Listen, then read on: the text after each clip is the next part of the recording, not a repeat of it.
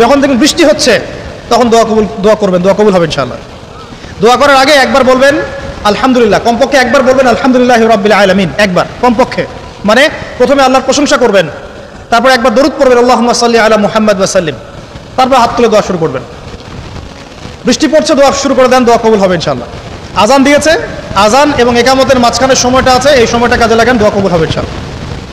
নামাজ দাঁড়িয়েছেন, সেজদায় গিয়েছেন, সেজদায় দোয়া করেন, দোয়া কবুল হবে ইনশাআল্লাহ। প্রশ্ন করে অনেকে যে ভাই সেজদায় কি বাংলায় দোয়া করা যাবে? হ্যাঁ যাবে, যদি আপনার নামাজটা নফল নামাজ হয়। কোন নামাজ হয়? ফরজ নামাজে করবেন না, নফল নামাজে করতে পারেন ইনশাআল্লাহ।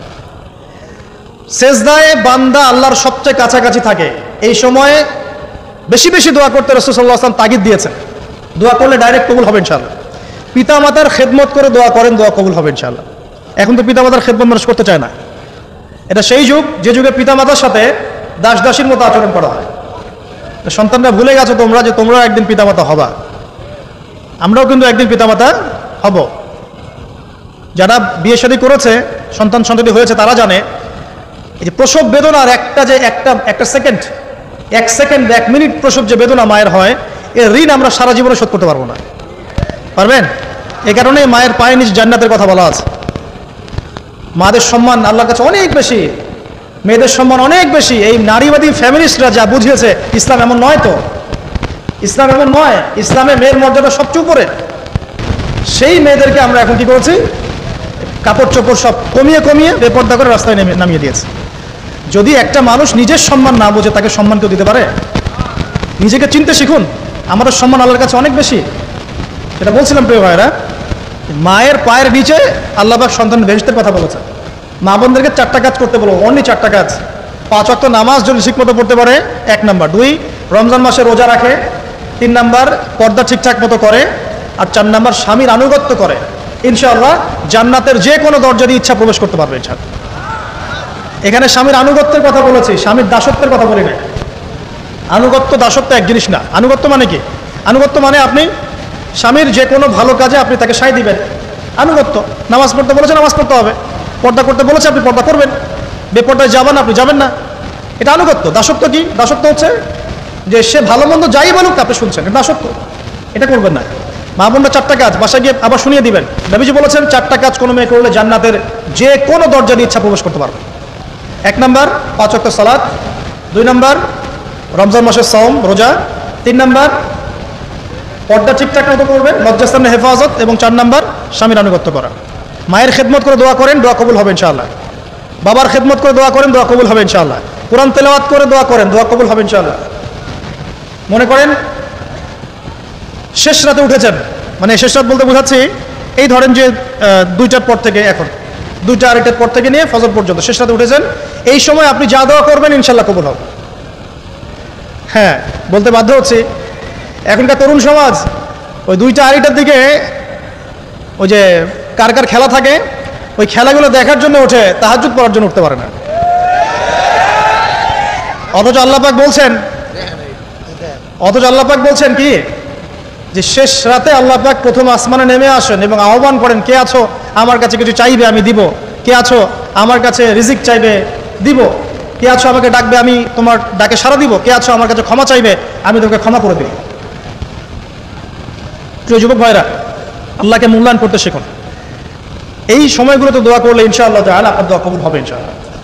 সবচেয়ে ইম্পর্টেন্ট হচ্ছে এটা, যেটা আমরা প্রত্যেকদিন পড়ি, প্রায় 17 রাকাত নামাজ পড়ি আমরা, ফরজ নামাজ। শুধু ফরজ নামাজের কথাই বলছি। এখানে আপনি 34টা সেজদা করেন, 17 রাকাত ফরজ, 34টা সেজদা করেন। প্রত্যেক সেজদায় যদি একটা করে দোয়া করতে পারেন ইনশাআল্লাহ আল্লাহ আপনার দোয়া কবুল করবেন। দোয়া কবুল করার কিছু জায়গা বলে দিলাম, বেশি বেশি দোয়া করতে হবে। আমরা উম্মার অবস্থাগুলোকে বুঝতে শিখব।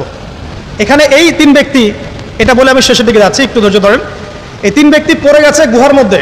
আমি বলছিলাম জেনা ছেড়ে দিলে তোমার দোয়া আল্লাহ পাক ডাইরেক্ট কবুল করবে ইনশাআল্লাহ। কিভাবে? এই দলিল দিচ্ছিলাম যে তারা বলছে আমাদের নেক আমল যা আছে এটা দিয়ে দোয়া করতে হবে, কোনো অপশন তো নাই বের হওয়ার। একজন বলছে যে আল্লাহ, আমি আমার পিতা মাতার খেদমত করতাম, মাকে দুধ পান না করিয়ে কখনো দুধ পান করি নাই। আল্লাহ, এই কাজটা যদি তোমার কাছে ভালো লেগে থাকে আজকে আমাকে এই বিপদ থেকে উদ্ধার করো। এই দোয়া করার সাথে সাথেই এই গুহা থেকে পাথরটা একটু সরে গেল এভাবে। আর জড়বস্তু আল্লাহ পাকের হুকুম মানে, আল্লাহ পাকের হুকুম মানে না খালি, দুইটা শ্রেণীর মানুষ, এক হচ্ছে মানুষ আর একটা জিনজাত। এই পুরো প্রকৃতি আল্লাহ পাকের হুকুম মেনে চলে। আর জড় বলতে আসলে কিছু নাই, যদি আমি বোঝানোর জন্য জড় বলেছি, আল্লাহ পাকের হুকুমে সবকিছু জীবন্ত। এই যে মাটিতে আমরা বসে আছি না এখন, এই মাটি কিয়ামতের মাঠে সাক্ষী দিবে যে এখানে মাহফিল হয়েছিল। হ্যাঁ, ওইখানে বসে তুমি টিকটক করেছো, লেকচার শুনো নাই ভালো করে। একটা মাহফিলে যাচ্ছিলাম, দেখলাম যে এখন স্টেজে উঠি নাই, ওই সুযোগে দেখলাম যুব সমাজ রাস্তার পাশে দাঁড়িয়ে সিগারেট খাচ্ছে, ব্রেক নিচ্ছে আগে, চা সিগারেটের ব্রেক। হুজুর আসলে আলোচনা শুনবো। এখানে এসে যদি আমরা মানে কোরআন সুরার বাইরে কোনো কাজ করি, এই মাটি আবার সাক্ষী দিবে। এটা দলিল কোথায় আছে? সূরা জিলজাল পড়ে দেখবেন। সূরা জিলজালের মধ্যে দলিল আছে যে আল্লাহ পাকের হুকুমে এই জমিন কথা বলবে ইনশাআল্লাহ, আল্লাহ পাক হুকুম করলে। জি, তো একটু সরে গেল ওই পাথর, তারপরেও ব্যক্তি দোয়া করছে, আল্লাহ আমার একজন কাজের লোক ছিল, সেই কাজের লোক কিছু টাকা পেত, টাকা না নিয়ে বেচারা চলে গেছে, আমি ওই টাকা দিয়ে কিছু পশু কিনেছি, এই পশুগুলো কিনে আমি পালন করেছি, অনেক দিন পর সেই ব্যক্তি এসেছে আমার টাকা দাও। তখন আমি বলেছিলাম যে এই যতগুলো পশু দেখছো সব তোমার। সেই লোক বলছে, আমার সাথে কি ঠাট্টা করছো? বলছে, না ঠাট্টা করছি না, তোমার টাকা দিয়ে আমি পশু কিনেছিলাম, এই প্রজনন হতে হতে হতে আজকে এতগুলো হয়েছে, সব তোমার, নিয়ে যাও। আল্লাহ কলিজা দেখেন, আসলে দান করার জন্য কলিজা লাগে, টাকা লাগে না। আল্লাহর পথে দান করার জন্যে কলিজা লাগে, টাকা লাগে না। আর কিছু মনে করবেন না, আমি বিভিন্ন মাহফিলে যাচ্ছি, একটা কমন দৃশ্য দেখি এই কালেকশনের। আমার জানা নাই যেভাবে নাম লিখিয়ে কোনো কালেকশন নবীর যুগ থেকে হয়েছে, আমার জানা নেই। বরং কতটুকু দিয়েছে এটা গোপন রাখলেই ভালো। কে দিয়েছে, কত দিয়েছে জানার তো কোনো দরকার নাই, দিয়েছে নিয়ে চলে আসবেন, শেষ। আমরা কাকে সন্তুষ্ট করার জন্য দেই? আল্লাহ জানলেই তো যথেষ্ট, কি দরকার জনগণ জানতেই হবে আমি 5,000 টাকা দিয়েছি, এতে আমার লাভটা কি? নেকি উল্টার কমে গেল। উল্টা 7 শ্রেণীর মানুষ, একটা হাদিস আছে, 7 শ্রেণীর মানুষ কিয়ামতের মাঠে আরশের ছায়া পাবে। কিসের ছায়া পাবে? আরশের ছায়া, যে ছায়া ছাড়া কোনো ছায়া থাকবে না। ওর মধ্যে এক শ্রেণী হচ্ছে ওই ব্যক্তি যে এত গোপনে দান করে, তার বাম হাত জানে না ডান হাত কি দান করছে। এই ব্যক্তি আরশের ছায়া পাবে ইনশাআল্লাহ। তো দুনিয়া যদি উদ্দেশ্য থাকে, নাম প্রকাশ করা, জাহির করার উদ্দেশ্য থাকে, বা যদি এমন হয় যে এখানে লৌকিকতা উদ্দেশ্য থাকে, নেকি নষ্ট হয়ে যেতে পারে, সুযোগ আছে, চান্স আছে। তো এই ট্রেডিশনগুলো বন্ধ করলে মনে হয় ভালো হয়, এটা আমার পরামর্শ, বাকি এটা বিবেচনা আপনাদের।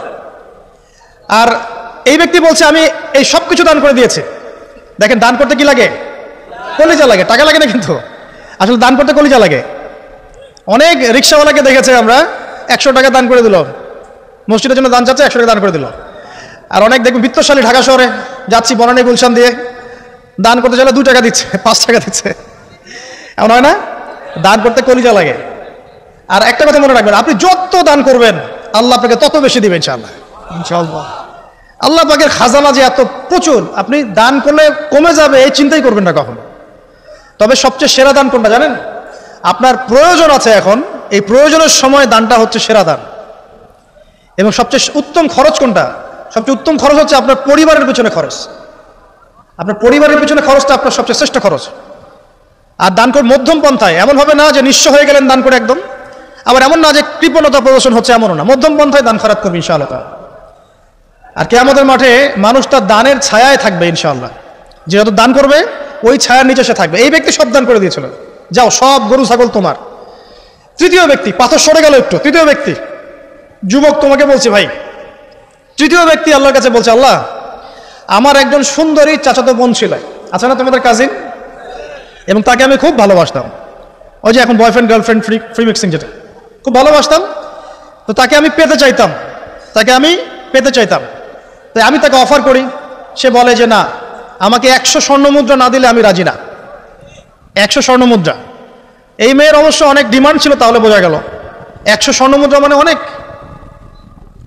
জানেন, এখন তো দেখা যায় 1500 টাকা 2000 টাকা দিয়ে মেয়ে তার ইজ্জত বিক্রি করে ফেলছে।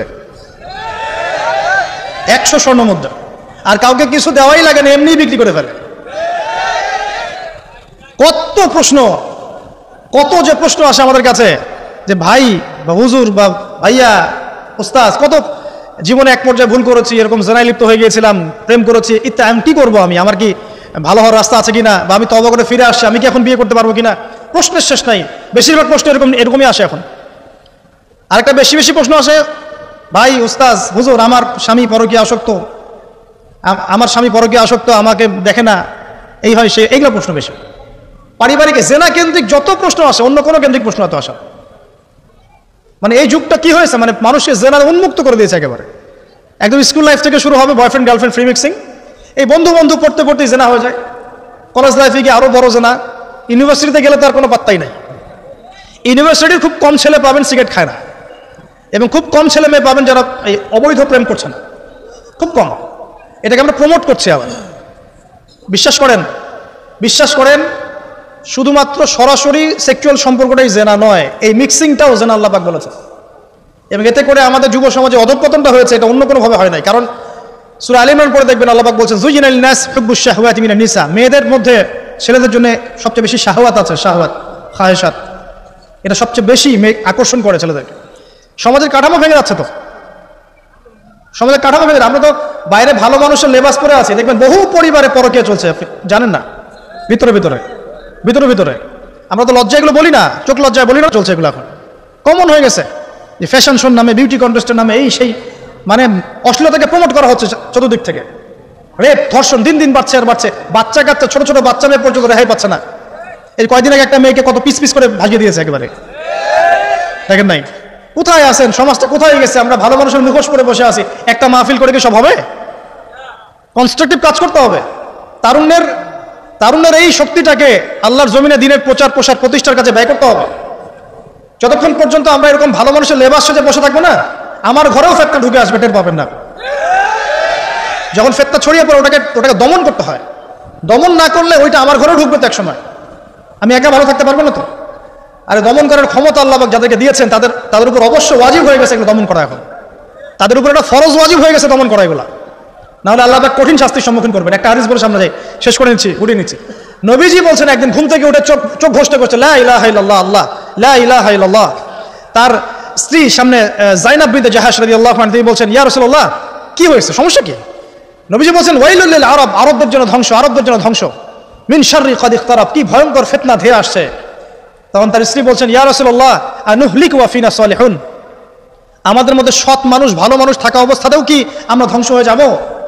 নবীজি বলছেন বালা, অবশ্যই, নাম, হ্যাঁ অবশ্যই ধ্বংস হবে। ইযা কাসরাতুল খাবাস, যখন সমাজের মধ্যে অশ্লীলতাকে ছড়িয়ে পড়া হবে, যখন সমাজের মধ্যে অশ্লীলতা বেহায়াপনা ছড়িয়ে পড়বে, আলেম জালেম সব ধ্বংস হয়ে যাবে। এই সময় এখন আসে নাই? হারাম একটা, সামান্য একটা হারাম ঠুনকো একটা খেলাকে নিয়ে সারা বিশ্ব কি করতেছে দেখেন নাই? কি পাগল হয়ে গেছে একেবারে, কি অবস্থা মানুষের মধ্যে। কে খেলে তারও ঠিক নাই, ওই দেশের লোক আমাকে চিনে কিনা তারও ঠিক নাই, নিজের কোনো ব্যক্তিত্ব গায়রত কিছুই নাই। আশ্চর্য একটা জাতি আমরা। কে খেলছে? ভাবখানা এমন যে আমরা মনে হয় যুদ্ধ করে কাফেরদের সাথে দ্বীন ইসলাম কায়েম করে ফেলছে, একদম ভাবখানা। অথচ এগুলো তৈরি করা হয় কি জন্য? যাতে মুসলিম জাতি একদিকে ফোকাস করে থাকে, অন্যদিকে ওরা তাদের উদ্দেশ্য সাধন করবে। সারা ওয়ার্ল্ডের চেহারা একদিকে ফিরাইছে, এদিকে দেখো, এই যে খেলা দেখো, আর বাকি পিছনে যে কাজগুলো ঠিকই করছে ওরা। দেখবে কি কাজ করছে কয়দিন পরে দেখতে পারবে। পাবলিকলি আমি বললাম না, কারণ বললে সব বুঝবেন না আপনারা, আর সব জায়গায় সবকিছু বলতে নাই। ওদের উদ্দেশ্য ওরা কখনো ভুলে যায় নাই, ওরা চাচ্ছে সারা বিশ্বটাকে শাসন করতে এবং মুসলিমদেরকে দমন করতে, এবং আপনাকে খেলতামাশায় ব্যস্ত রেখেছে। লাচো এখন যুবকদের কোনো হিতাহিত জ্ঞান পর্যন্ত চলে গেছে। এখন হিতাহিত জ্ঞান, তোমাকে এইভাবে চুল কাটতে কে বলছে? এদিকে একদম ছিলে রেখে দিচ্ছে, এখানে মাঝখানে উঁচা একটা ময়ূরের মতো রেখে দিচ্ছে, মানে এভাবে চুল কাটতে তোমাকে কে বলছে? কে তোমাকে মেসির ফলো করতে বলছে? তোমার জন্য রাসূল সাল্লাল্লাহু আলাইহি ওয়াসাল্লামের বাবরি চুলের সুন্নত নাই? আজীব একটা ব্যাপার।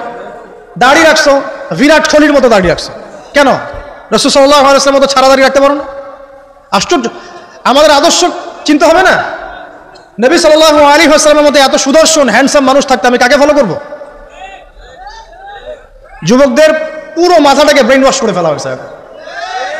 কারণ ওরা জানে খুব ভালো করেই যুবকরা যদি আল্লাহর পথে ফিরে আসে ওদের সমস্যা আছে, এই কারণে তোমাদেরকে ভুলিয়ে রাখা হচ্ছে। নিজের জীবনের মূল্য দিতে শেখে। আল্লাহ রাব্বুল আলামিন তোমাকে আমাকে সৃষ্টি করেছেন, আল্লাহ পাক আমাদের হাতে এই দিনের বিজয় দেখতে চান। আল্লাহ পাক চান যেন আমরা আল্লাহর দিনটাকে পালন করি, প্রসার ঘটাই। ইনশাআল্লাহ এক সময় দিন প্রতিষ্ঠা হবে ইনশাআল্লাহ। আর আমরা যদি খেলতামাশায় মত্ত থাকি তাহলে দিনের প্রচার কে করবে? আর সব কি ওলামায়ে কেরামের দায়িত্ব? সাধারণ মানুষের কোনো দায়িত্ব নাই? সবাই এখন এই যে ডক্টর হতে চান, ইঞ্জিনিয়ার হতে চান, ভালো কথা হন, এবং সবসময় দেখা যায় আলেম ওলামাদের সবার ভুল ধরার চেষ্টা করতে থাকেন। আপনি নিজে আলেম হচ্ছেন না কেন? তাহলে আপনি নিজে আলেম হন না কেন? নিজে একজন মুফতি হচ্ছেন না কেন? নিজে একজন মুহাদ্দিস হচ্ছেন না কেন? এতই যদি ভুল ধরতে পারে অনলাইনে, আপনি নিজে একজন আলেম হয়ে দেখান না কেন? তারপর দুটো কথা বলেন যাদের সামনে, দেখেন মানুষ কিভাবে রিসিভ করে, কত সহজে কাজটা। নিজে কিছু করছেন না, সারাদিন মানুষের পিছনে লেগে আছে। দেখবেন কিছু মানুষ আছে এই মুসলিম সমাজের মধ্যেই, আমি তো লম্বা করে ফেলছি হয়তো বা, মুসলিম সমাজের মধ্যেই কিছু মানুষ ইসলামের লেবাস পোশাক পরেই আছে, কিন্তু এরা মুসলিমদেরকে ছোটখাটো বিষয়ে ব্যস্ত রেখেছে। হাত বাঁধা, রফুলিয়া দেন, জোরে আমিন, পায়ে পায়ে, কিছু কিছু সিলি বিষয়ের জন্য বলছি যে বড় বড় বিষয়গুলো বাদ দিয়ে ছোটখাটো বিষয়গুলো কিনে উম্মাকে ইখতিলাফে ব্যস্ত রেখে দিয়েছে। ভাবখানে এমন যেন ইসলামের সব বিষয় প্রতিষ্ঠা হয়ে গেছে, এখন এই 4টা বিষয় বাকি আছে। ভাবখানে এমন, অথচ সারা ওয়ার্ল্ডের মধ্যে ইসলাম আস্তে আস্তে সংকুচিত হয়ে গেছে। আমরা কবে স্মার্ট হব? প্রিয় ভাইরা, মনে রাখবেন আমরা সবাই মিলেই মুসলিম জাতি। পলিটিক্যাল লিডার্স আছেন, প্রশাসনের লোক আছেন, আমাদের যুবক যুবতী, তরুণ তরুণী, সবাই মিলেই আমরা এই উম্মা জাতি। আমরা কেউ কারো শত্রু নই, কেউ কারো দুশ্মন নই। সবার মধ্যে ভালো কিছু পাবেন, ভালো নিয়ে নেন, খারাপটা ছেড়ে দেন। উম্মাকে ঐক্যবদ্ধ করার চেষ্টা করেন। এই ছোটখাটো বিষয়গুলোকে ইখতিলাফ বন্ধ করেন, আল্লাহর ওয়াস্তে বন্ধ করেন। বড় বড় বিষয়গুলো দিকে ফোকাস করেন। তরুণদেরকে শিক্ষিত করেন, আদর্শ পরিবার করেন, শিক্ষা অর্জন করেন, জ্ঞান অর্জন করেন, বড় আলেম স্কলার হন, বিশ্বকে নেতৃত্ব দেন। পলিটিক্স করলে ভালো করে করেন, যাতে করে আপনার দ্বারা দুনিয়ার দিনের খেদমত হয়। আলহামদুলিল্লাহ। ইকোনমিক্স হলে ভালো করে হন, বিজ্ঞানী হলে বড় বিজ্ঞানী হন, মানে আপনি বড় স্বপ্ন দেখেন। ইয়াং জেনারেশনকে নিয়ে আসেন ইসলামের দিকে, তাদের দ্বারা ইনশাআল্লাহ ইসলামের বিজয় হবে। ওই যুবক বলছে, আল্লাহ আমার এই চাচাতো বোনকে পেতে চাইতাম, সে 100 স্বর্ণমুদ্রা চেয়েছে। 100 স্বর্ণমুদ্রা সে বহুত কষ্ট করে অর্জন করে শেষমেশ ওকে দিল। দেওয়ার পর বলছে এখন আমাকে দাও।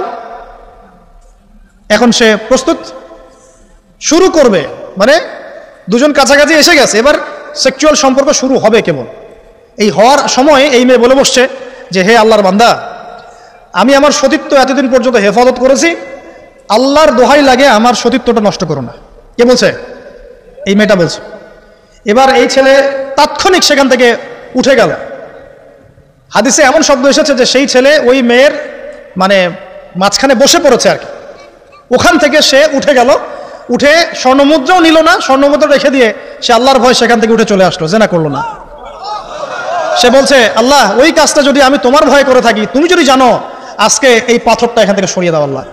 আল্লাহ পাক সেই পাথরটা পুরো সরিয়ে দিলেন এখান থেকে। চাক্ষুষ মৃত্যুর হাত থেকে আল্লাহ পাক বাঁচালেন কোন ওসিলায়? জেনা থেকে দূরে থাকার ওসিলায়। প্রিয় যুবক ভাই এবং যুবতীদেরকে বলবো, চারিত্রিক পবিত্রতা হেফাজত করেন, আল্লাহর ওয়াস্তে নিজের জীবনটাকে পবিত্র করেন, দিনের ইলম অর্জন করেন, বেশি বেশি আমল করেন, ভালো কাজে ব্যস্ত থাকেন, সমাজ কল্যাণমূলক কাজ করেন, বেশি ভালো কাজে ব্যস্ত থাকেন। খারাপ সার্কেলের সাথে মিশিয়েন না, ভালো সার্কেলে মিশেন, আলেম ওলামার সাথে সম্পর্ক রাখেন, মাদ্রাসার সাথে একটু যোগাযোগ রাখেন, দিনী হালাকাগুলোয় বসেন। এই অহেতুক ফাহেসা কাজগুলোতে সময় নষ্ট করেন না। কোরআন তেলাওয়াত করেন, বেশি বেশি করেন, দিনী বইপত্র পড়েন। এই যে ভ্রাম্যমান লাইব্রেরিগুলো আছে না, বই পড়েন। আমি বলছি না শুধু ইসলামিক বই পড়তে হবে আপনাকে, আপনি অর্থনীতির বই পড়েন, সমাজবিজ্ঞানের বই পড়েন, রাষ্ট্রবিজ্ঞানের বই পড়েন, জিওপলিটিক্যাল বইগুলো পড়েন, কোরআন সুন্নাহ তো পড়বেনই, শিক্ষিত হন ইনশাআল্লাহ তাআলা। আজ হোক আর কাল হোক, আমরা বিশ্বাসী ওই যে যুগটা ছিল, যে যুগে মুসলিমরা সারা বিশ্ব দাপটের সাথে দাপিয়ে বেরিয়েছে আর কি, প্রত্যেকটা ডিপার্টমেন্ট মুসলিমরা রুল করেছে, ইনশাআল্লাহ আবারও সেই সময় ফিরে আসবে ইনশাআল্লাহ। আমরা বিশ্বাস করি আল্লাহ রাব্বুল আলামিন তার রাসূলের মাধ্যমে জানিয়েছেন যে ফিতনাময় পরিবেশটা চিরস্থায়ী হবে না। এখন হয়তো ফিতনা চলছে, কিন্তু এরপরে আসবে ইনশাআল্লাহ তাআলা আল মাহদির যুগ। কার যুগ? ইমামুল মাহদির যুগ আসবে ইনশাআল্লাহ। তারপরে ঈসা ইবনে মারইয়ামকে আল্লাহ পাক পাঠাবেন এবং যত দুশমন আছে ইসলামের সবার সাথে সরাসরি ব্যাটল হবে, হাদিসে বলা আছে, কিছু করেন ভাই। এবং সেই যুদ্ধগুলোতে মুসলিমরা জিতবে ইনশাআল্লাহ। তারপরে সারা বিশ্বে ইসলামী খেলাফা কায়েম হবে ওই জেরুজালেম থেকে ইনশাআল্লাহ আযজা ওয়া জাল। আমরা দোয়া করি আল্লাহ রাব্বুল আলামিন আমাদের যুব সমাজকে যেন কবুল করে নেন, আমিন। এবং তাদেরকে এই জাগতিক ফিতনাগুলো থেকে আল্লাহ পাক হেফাজত করুন। আমাদের সতীত্ব, পবিত্রতা, চরিত্রের সৌন্দর্য আল্লাহ পাক যেন অটুট রাখে, জেনা থেকে আল্লাহ পাক যেন বাঁচিয়ে রাখে। আল্লাহ পাক আমাদের সবাইকে দিনের ইলম অর্জন করার তৌফিক দান করেন, জীবন সম্পর্কে সচেতন হওয়ার তৌফিক দান করেন, সময়কে মূল্যায়নের তৌফিক দান করেন, খাস পর্দায় থাকার তৌফিক দান করেন মা বোনদেরকে, এবং আমাদের মধ্যে উম্মার ঐক্যের জন্য কাজ করার তৌফিক আল্লাহ পাক সবাইকে দান করেন, আমিন।